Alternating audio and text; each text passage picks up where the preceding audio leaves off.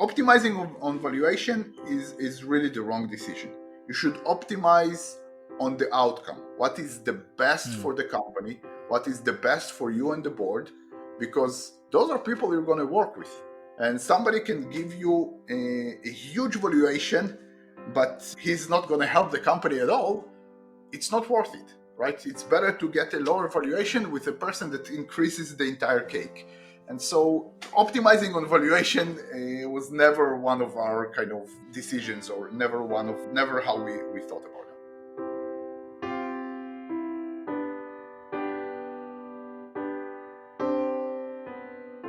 Hello, everyone.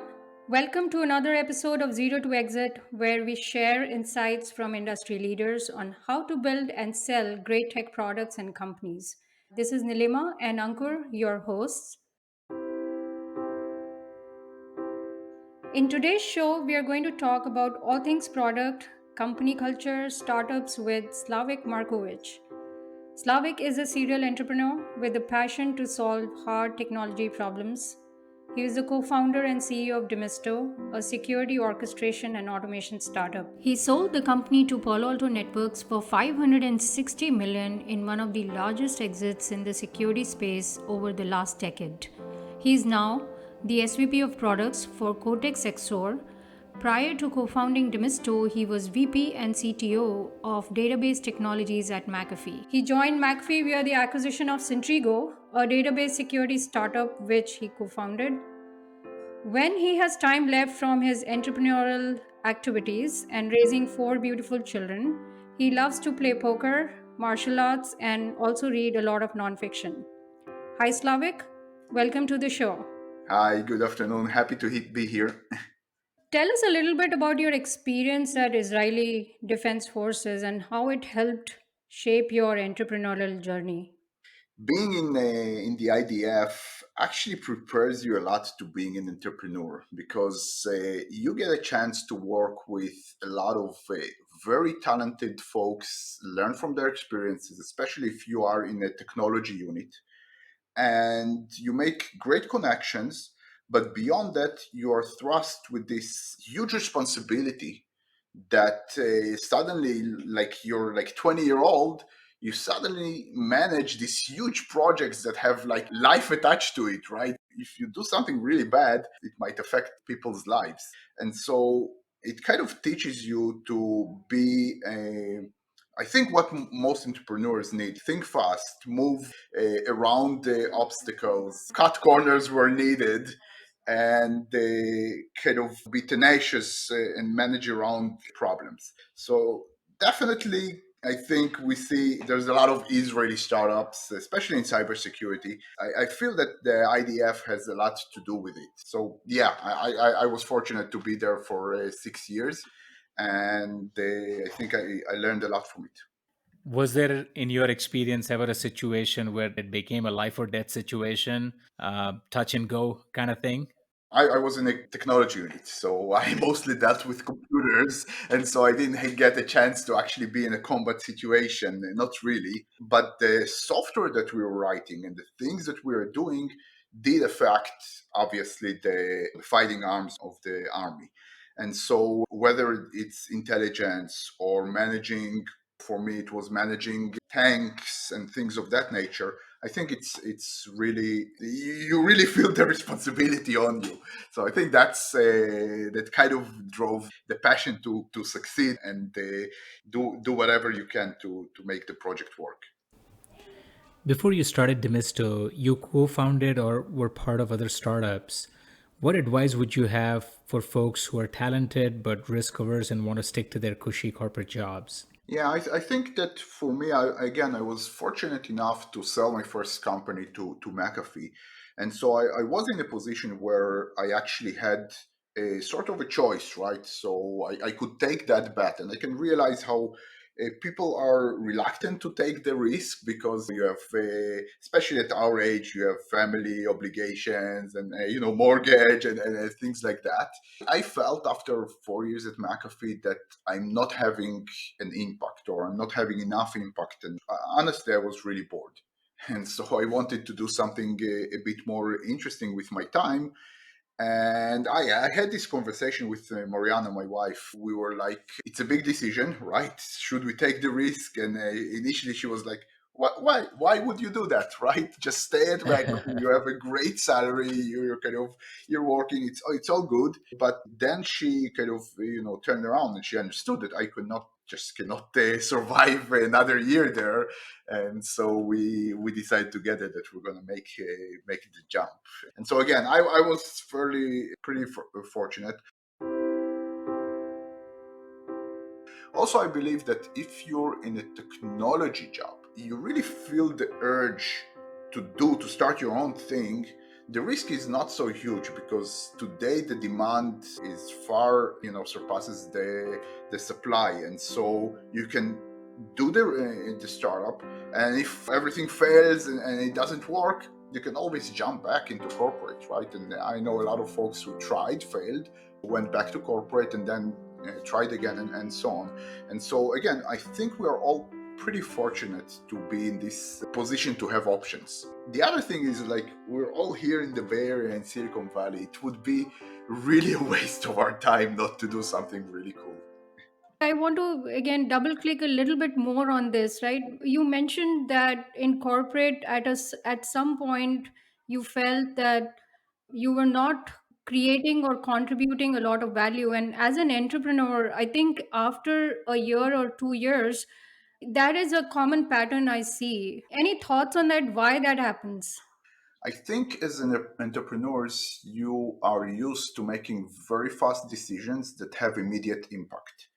And in corporate, it's a large ship, right? So to move it or to change direction actually takes a lot of time and requires many moving pieces. And so there's always the feeling that, I can do so much more and faster if I actually run by myself. And McAfee was kind of notorious for moving slow, right? So we wanted, and Nilima, that you were right where I was there, and you want to do changes, you want to launch new products, you want to do other things, and you believe that those are really good ideas, but you cannot convince the exact team to actually commit to them, and it's really frustrating. And so I think in corporate, your kind of maneuvering power is way less. This is, I think, why the pattern is, entrepreneurs join a corporate and after a while leave again to start their own thing again. I agree. I was there, and I completely agree with that point of view.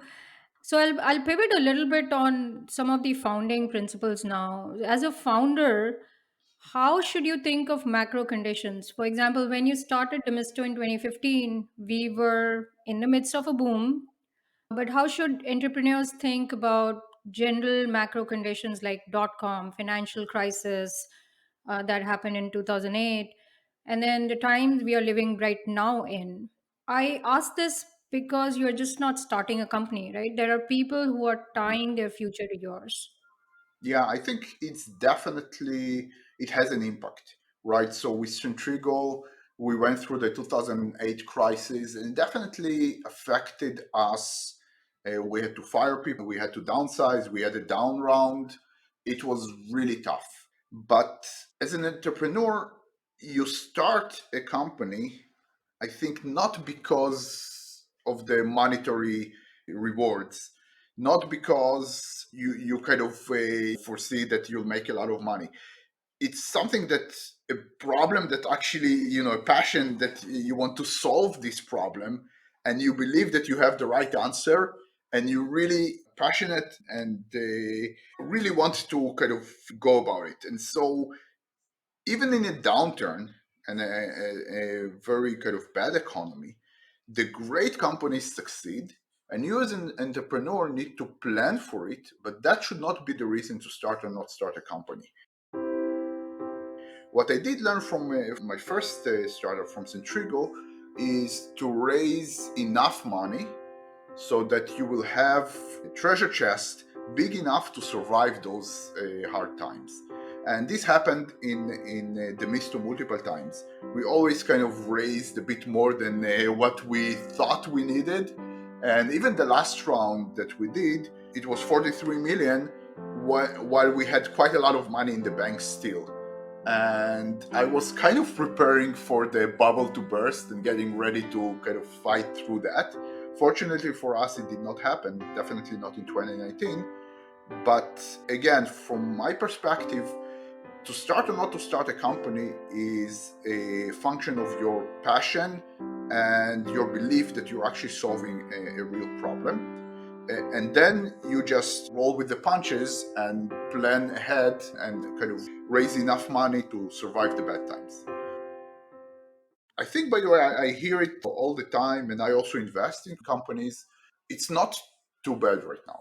People are raising money. There's some, I would say, Corona discount that happens, but for the valuations. But people are raising money and are pretty successful even now. Yeah, great insight and spoken like an entrepreneur, Slavik, where macro environment is not something you can control. And as an entrepreneur, you don't want to waste your time overthinking things that you can control. So it's more about whether you have a good idea or not, and if you do, and there are enough potential buyers, you just want to go for it, and macro will take care of itself. And also, the other comment I would like to make is that we did not start Demisto with a list of potential buyers. We wanted to say, hey, here's like a problem that we're solving. If we solve it correctly, good things will come, right? So either somebody will eventually will give us an offer that we cannot refuse, or we'll go public. Good things will come if you're solving a real problem. And so when we started, we didn't start with this list of, okay, who are the potential acquirers? And frankly speaking, I didn't even think that Palo Alto was one of the potential acquirers for us. No, well put. Yeah, and just a quick correction. Buyer I meant like potential customers would buy the product Got it. rather than just magnifying the problem and saying like, "Hey, am I going to get 1,000 or 10,000 customers?" If you've got an idea and if that 10, 20, 50 customers will potential customers may land on it, and then you just go for it. You talked quite a bit about kind of raising or rather over raising the money to sort of account for macro condition. Take us through the raising money process, not just for Demisto, but what is automatic to you right now, how to prepare a pitch deck and approach the VCs. If you're an entrepreneur, where do you even start? Like, you've got an idea, you may have a Mhm. prototype, you have a slide deck. Do you just start sending a whole bunch of email making intros? Is it still as or organized as it was like a decade ago? Are there any hacks that you found to finding the right partner to invest in you? It's a bit more organized. At least for us, it was more organized. I think that we kind of analyzed and listed the VCs we want to work with, then identified the right partner that we want, that we believe that is a good fit for us, and then we try to find a connection to that partner via common acquaintances, friends, and so on. And we had this spreadsheet, and then we just methodically accessed them and had a meeting. And during the meeting, you can immediately feel if there's like a click with that partner or not necessarily. And for us, it was obviously super important to get the right VC to the table, but more important was the right partner from that VC. And the partner, I think, affects quite a lot, has a huge, tremendous effect on your journey. And so to find the right partner, it's a really methodical process. I think for us in Demisto, again, we were fortunate to be second time entrepreneurs that already sold the company. And so we had the creds at least to go through a meeting. And when we were in this position, when we raised money, we actually could choose who we want to work with. And eventually we chose Excel and Jake from Excel, and who is now at Wing VC. And he actually helped us a lot. And so this is why I say to entrepreneurs, don't just spray and pray. Don't do that. I think it's bad for you, and it's gonna ruin your kind of results, right? If you just send everybody, first of all, you're not necessarily gonna get the right partner and the right VC, but moreover, it just shows that you haven't invested enough thought in the process, right? So Yeah. you need to specifically target who you're going to talk with. And so I think it's more methodical than just spray and pray. But on the other hand, there is room for like you go in the meeting and then you feel it's not quite that. You can just say disengage and say, guys, we didn't feel it. Let's part ways as friends. So, Slavik, how do you get to that methodical list of the first set of VCs you want to reach out to? Like, what should be the criteria? As you said, it has to be both sides. And yes, you may not like after you've met, but how do you get to that first list of, let's say, 10 VCs you would like to reach Yeah. out to? So you work with VCs that made investments in your space. For us, it was cybersecurity, and we just went with the top VCs. So we started to have the conversations here in the Bay Area with the top VCs. And again, because we live here and we knew a lot of those folks, we just used our connections to get the first meeting. But I think, again, kind of looking at the track record, we looked at Excel. Excel made quite a lot of security investments. They did the CrowdStrike, they did Sumo Logic, they did quite a lot of others. And so we thought that they could be a really good partner for us. But like Excel, we also approached like 10 other VCs that made a lot of security investments and talked with them as well. Got it. One of the things you talked about was it's got to be the right kind of partner. What specific characteristics are you looking in a VC? Yeah, I think in a partner, we are all kind of product people, engineers. To us, it was really important to have a partner that shares the same passion for product as we did. And so we personally didn't want like a guy from a finance background to be our first partner. Okay, because in the beginning it's all about the product.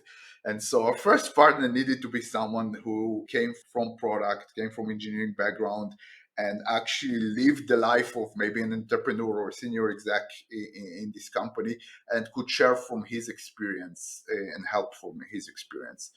And so that was kind of one thing.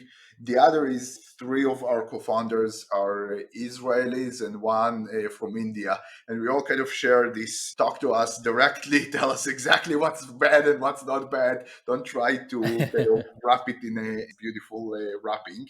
And we like this direct, no bullshit approach, and that was also very important for us.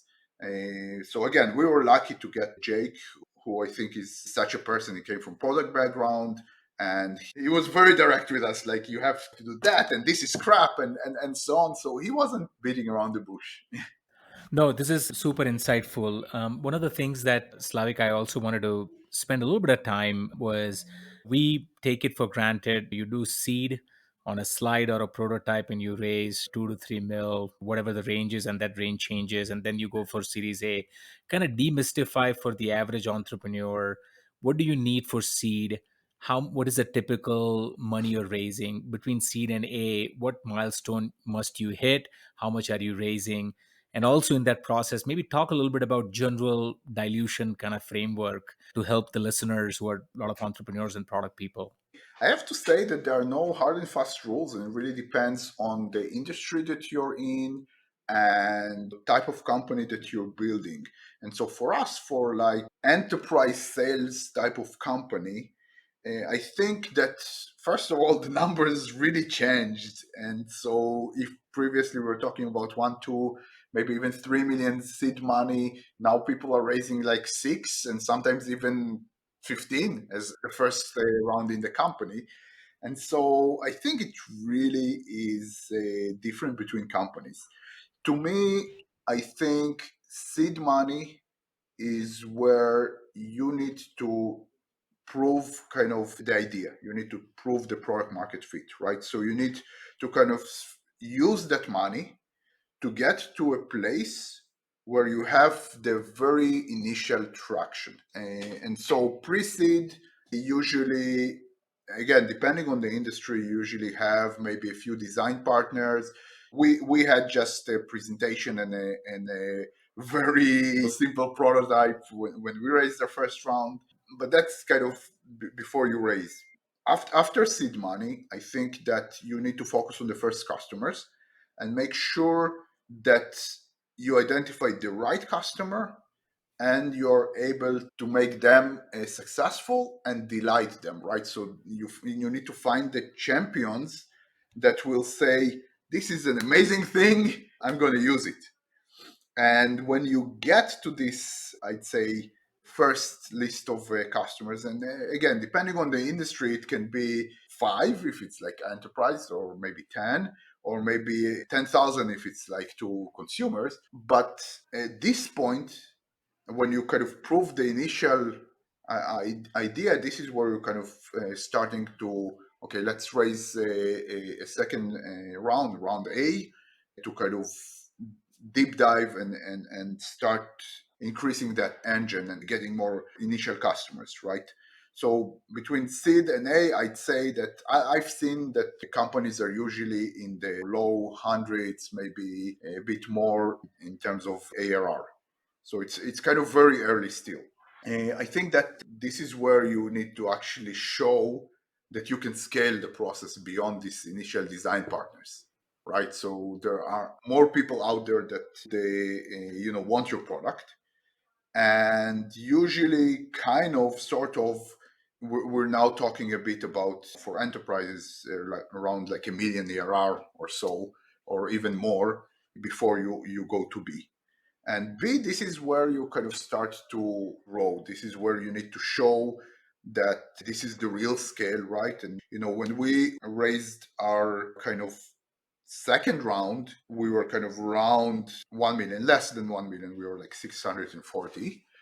But when we kind of raised the third round, this is where we're already pushing like 20, right? So this is the real scale. And this was the $43 million. And at that point, this is really about the engine, right? You need to prove that when you pour more money comes out. So those are kind of the initial stages. Yeah. And again, really depends. I know amazingly great companies that raise like multiple rounds without getting a dime, like from customers. Vice versa, I know a lot of like companies that showed like this first $1 million, but they couldn't scale beyond that, and it just didn't work. And so really depends on the industry, the type of company, and so on. So the Demisto Series C was raised by Greylock, one of the premier VC firms in Silicon Valley. Were there other firms in the mix when when Demisto was raising Series C, and why Greylock at that point of time? That's really interesting, and I think it's a really cool story. So when we raised Series C, we could already see the 20 million mark. We were below that, but we could already see into that. When we raised, I think we were in a really good position. We actually had like 7 term sheets we could choose from. Choosing the right partner was very hard for us, because obviously you are under a lot of pressure from a lot of like really influential, strong VCs. Hey, take our money, which is a great position to be in, but Yep. Good also problem to have. under quite a lot of pressure. And I think that when I looked at it, I had a choice of taking money from Excel growth, basically just staying with Excel. And it had its benefits because the terms were really good, and I wouldn't need even to increase my board. I didn't even need to kind of dilute my influence in the board, me and my co-founders. But eventually I chose not to do that and bring another VC to the table, Greylock, under even worse conditions than Excel. So our valuation was even lower than what Excel was offering to us. And the main reason that I wanted to do this is I wanted to bring another strong, influential party to the mix, and with deep pockets and with a huge influence out there. And so to me, it was more important to get this diversity and to bring a strong partner than to get a higher valuation. And eventually, it was, I think, a really, really good decision, because at the time, it was October of 2018. At the time, Jake eventually quit Excel and moved to another VC at the end of the year. and Ping joined our board. And Ping is awesome, by the way, but this was not the partner that we chose initially. And if we had gone with Excel, then that you don't have a choice. You get Ping, and so he's awesome, by the way, and he helped us a lot in this short time. But still, it's kind of not your choice. And so to bring in another party to the table, I think actually helped us quite a lot. And I have to say, Greylock is awesome. They helped us a lot. They are very structured in how they help companies, and so that was part of the reason we eventually went with them.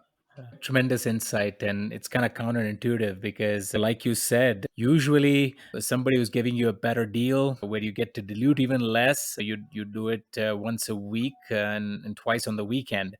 But kind of adding that level of diversity, and not just their brand name, but just having that expanded reach, it certainly has kind of long term implications. So really commend you for that decision. I'm sure it was a tough one because, I mean, how do you let go of the firm that actually bootstrap the or help bootstrap the company and pick somebody else? Yeah, it was a really tough decision. We were under a lot of pressure, obviously, and Excel obviously invested their pro rata, and so we and they stayed on the board, and they continued helping us quite a lot. But I think bringing this additional party was super important. And the other comment I would make here is that we never tried to optimize on valuation. I think it's you hear a lot of people say that, and optimizing on valuation is really the wrong decision. You should optimize on the outcome. What is the best Hmm. for the company? What is the best for you and the board? Because those are people you're going to work with. And somebody can give you a huge valuation, but he's not going to help the company at all. It's not worth it, right? It's better to get a lower valuation with a person that increases the entire cake. And so optimizing on valuation was never one of our kind of decisions, or never how we thought about it. Great. Again, a lot of insights, Slavik. So the other set of course, the core founders are the partners that the company starts with, right?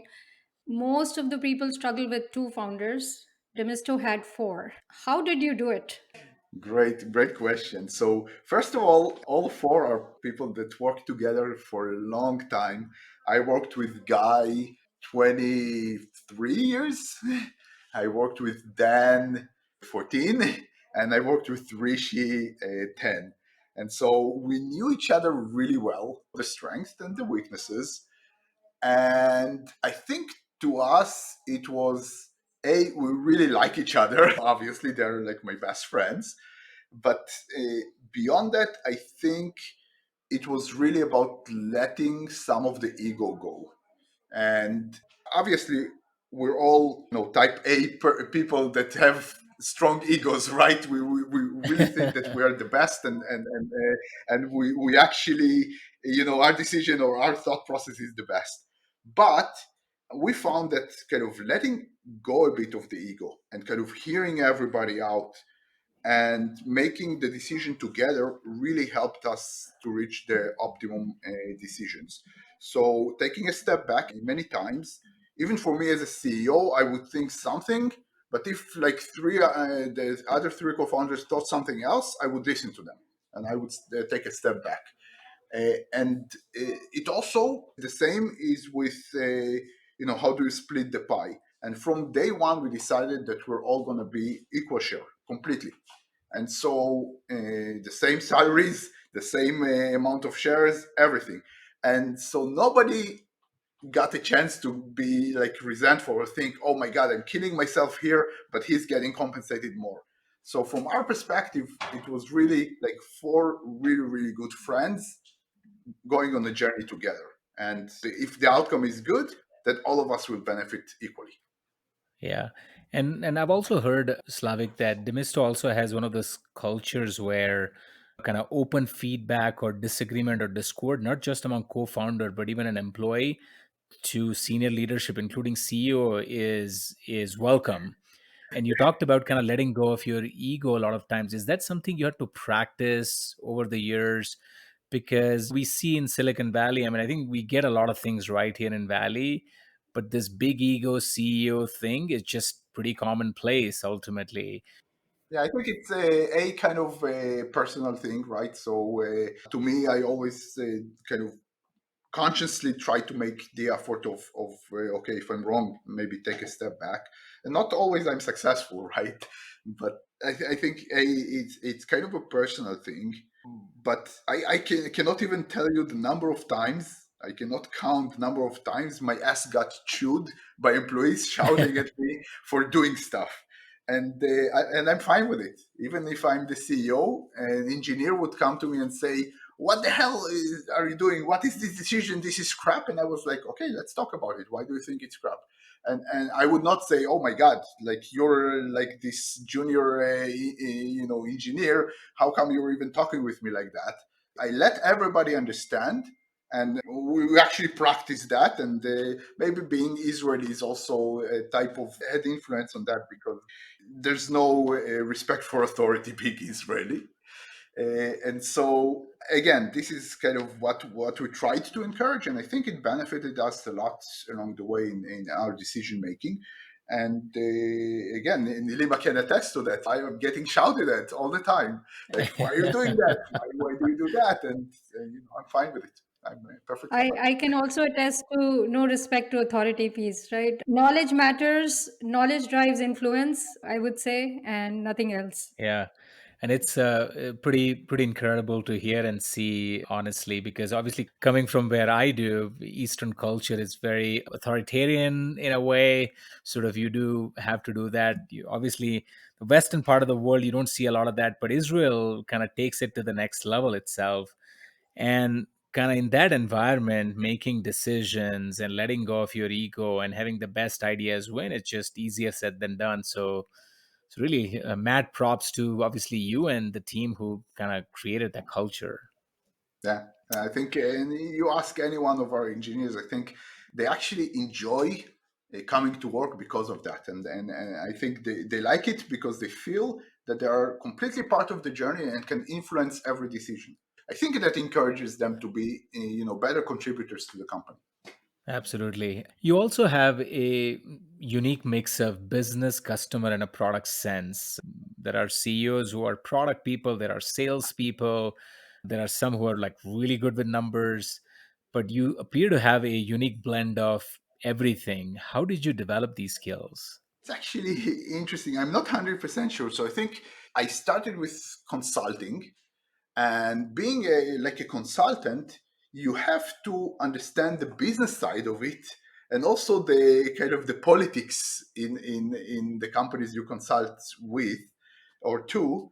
And that kind of allowed me to navigate this politics and understand who is the right influencer, and kind of push there and pull here, and so on. So I think that kind of started it.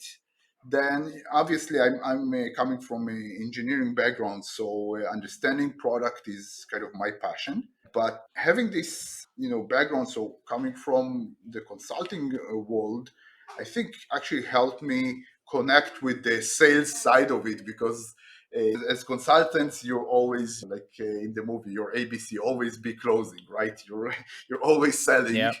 otherwise you don't get to eat. So I think that's kind of rubbed on me as well. Yeah. What's the one thing about building market leading products that you have learned over the years that you wish you knew when you just started your professional career?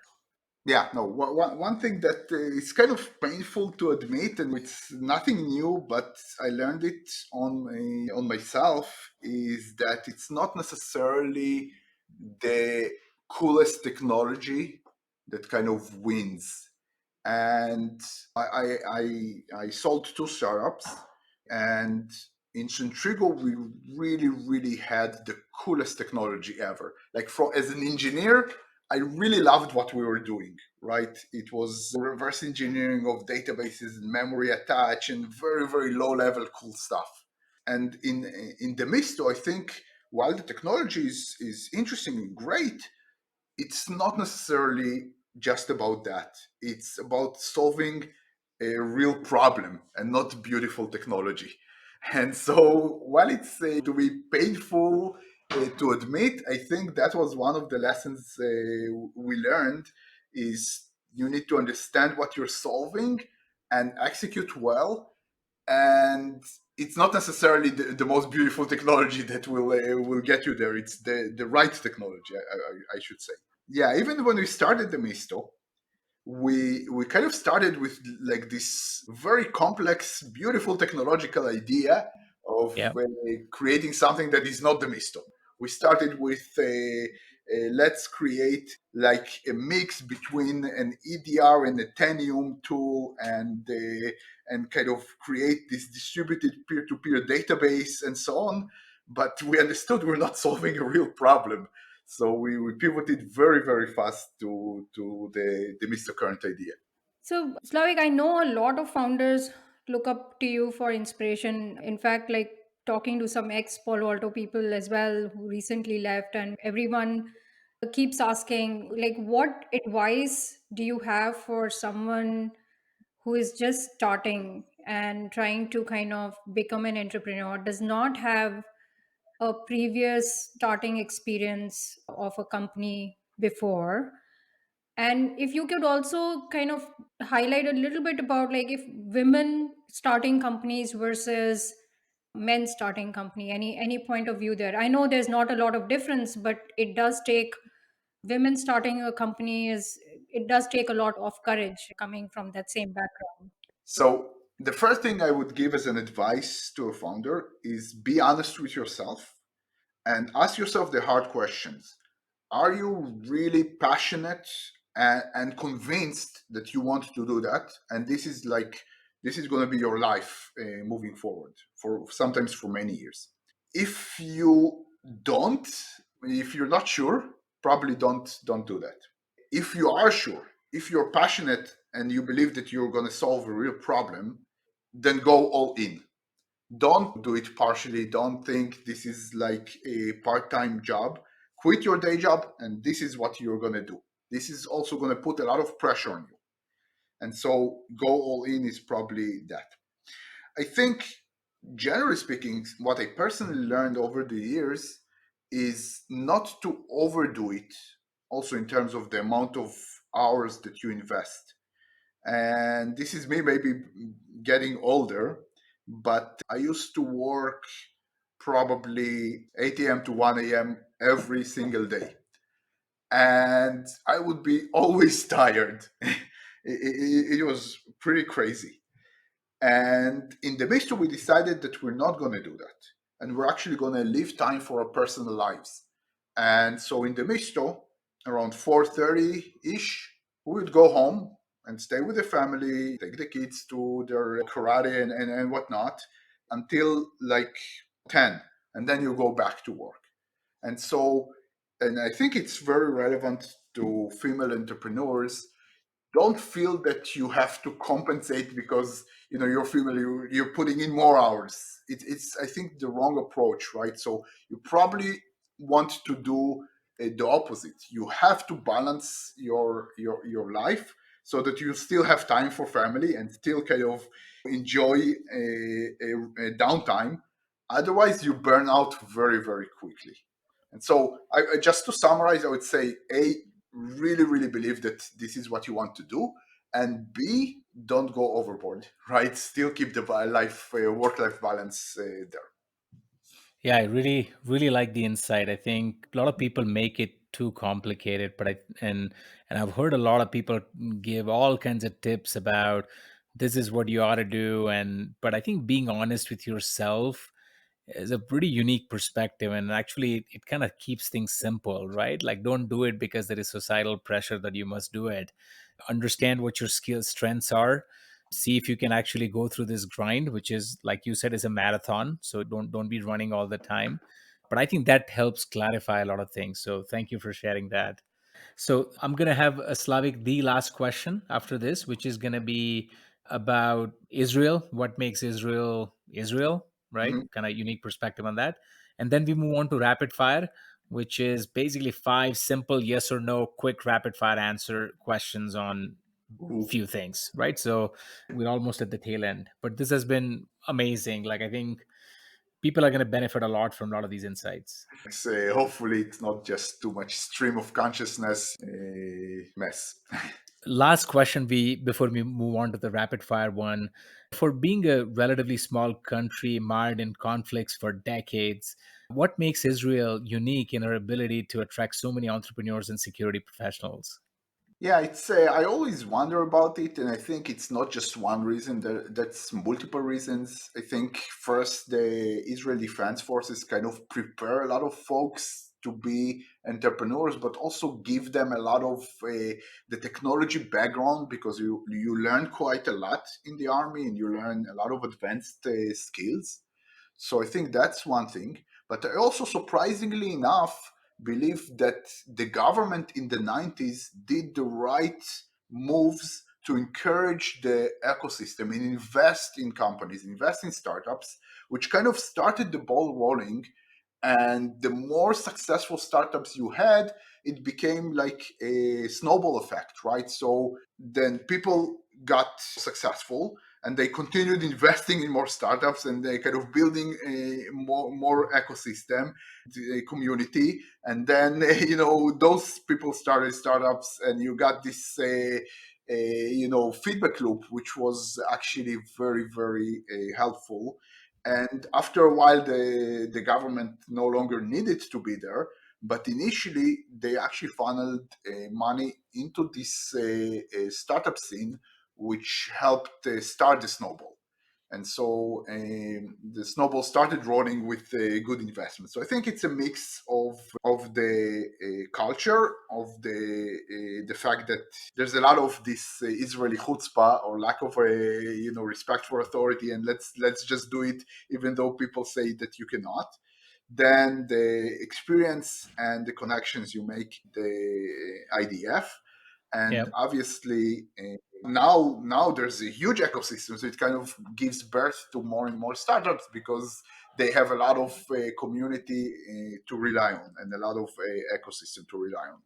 So I think a lot of it has to do with the investments made before. Yeah. And what about security that attracts so much talent within that? And obviously the conflicts are sort of well known, but is it sort of over the years Israel had to build a lot of security tech to thwart against cybercrime? Is that how sort of it organically started? Why security? Why not like every other B2B or Yeah. B2C technology? So I think, by the way, that now there are a bunch of B2B and B2C technologies in Israel, and Israel Got is it. changing from this building of amazing technology to building these amazing large companies. And so you no longer see like startups just selling off immediately. You see obviously that, but you see actually companies that become big and IPO and so on. And so I think that is also changing. And now there's this let's build a huge company mentality in Israel as well. Regarding cybersecurity, I think a lot of it again has to do with the army because the army invests a lot in the intelligence unit, in the capability to both protect but also to gather intelligence. And to do that, you have to be very very proficient.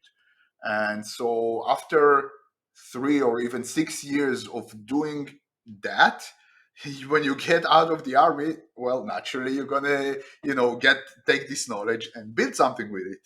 And so I think the army also kind of affects the cybersecurity choice. Plus, you have companies like Checkpoint that are really successful around Israel, so it's kind of a place where people get trained and kind of mature and then start their own thing. Yeah, well put. And that brings us to our last and the final segment of the podcast, which is rapid fire. So, Slavik, we'll have a few questions for you, short answers, and again, somebody like you, long answers are also welcome.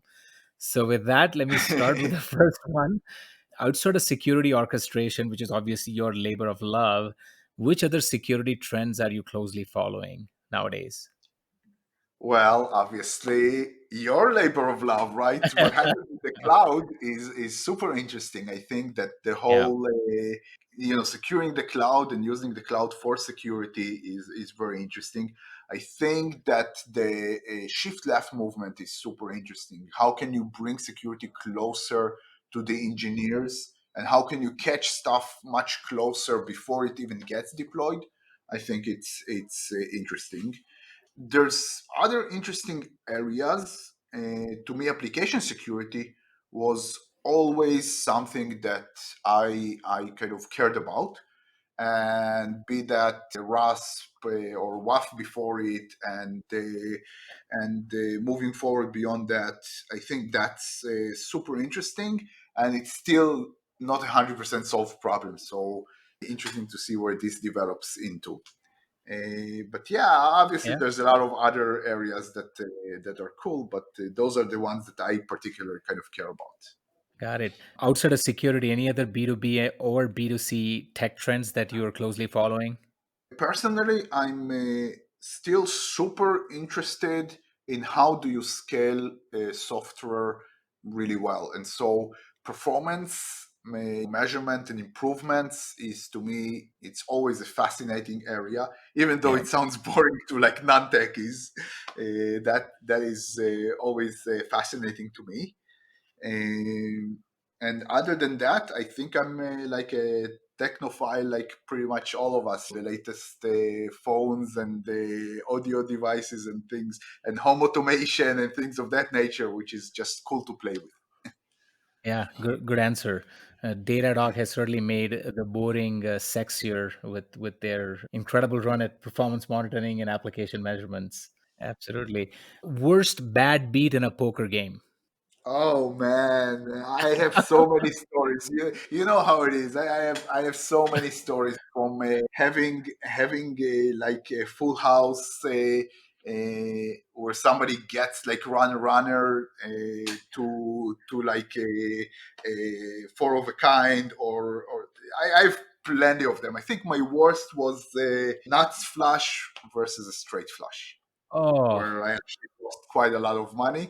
And it was very painful because at this point you're like 100% sure you won the hand, and then somebody opens like a straight flush for you, and yeah, just hearing you say that gives me physical pain. I feel your pain, my friend. Who has been your biggest inspiration? wow, that's an interesting question. I think for me, probably I mostly less look up to like public figures, but more to like my personal kind of environment and friends, my wife, my co-founders. I try to kind of learn the best from them, and so I would say that this is my biggest inspiration. I would love to tell you, hey, somebody like very famous, like I don't know, Barack Obama or something like that. But it's mostly the immediate environment where I take most of my inspiration from. Very good. One advice you'd give to your younger self? Breathe, breathe. Take your time. Don't try to do everything immediately, and don't overdo it. That's probably one big advice. Yeah. And yeah. Well said. All great things in life take time. And the last question, who should we invite next on the pod? Ooh, that's a tough one. I would probably, since we're in cybersecurity, I would probably look to some of the great guys in cybersecurity that are doing like really, really cool things. I know that you already spoke with Nir. Yeah. Uh, Maybe look over to the competition. CrowdStrike co-founders might be Yeah. a good options. Even Silence or those guys, they're like really, really good guys, right? Awesome. Yeah, George has definitely been on our list, and having recommendation from you definitely reinforce that. So that concludes this episode of Zero to Exit. Slavik, it was a lot of fun speaking with you, and would love to have you again, maybe a year or two down the road. Yeah, maybe with some other news. So Exactly. thanks for having me. I enjoyed the conversation, and let's touch base after the weekend. Sounds good. Thanks, Slavik.